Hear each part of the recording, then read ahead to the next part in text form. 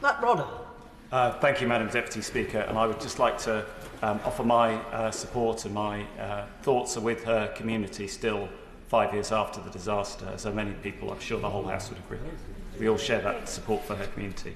I wanted to also thank the Minister for his allowing me to intervene earlier and to partially addressing the points that I made, but I wanted to expand on those a little bit because they are very relevant to what we're discussing today.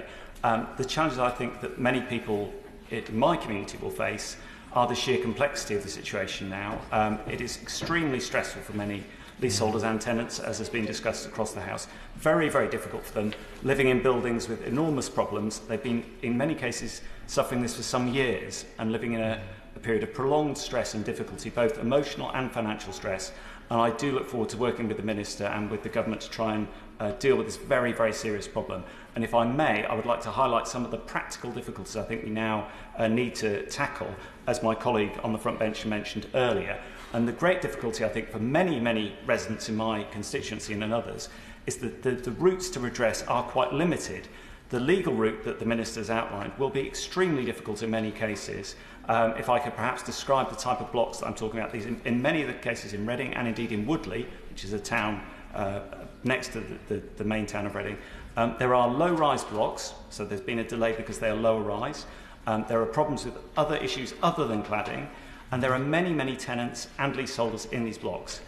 In one of the biggest neighbourhoods in Reading, there's a large area called Chatham Place, a series of blocks, a series of different problems, ranging from wooden cladding, balconies, a whole range of other things, and the combination of both leaseholders and tenants, social housing tenants, in the same block.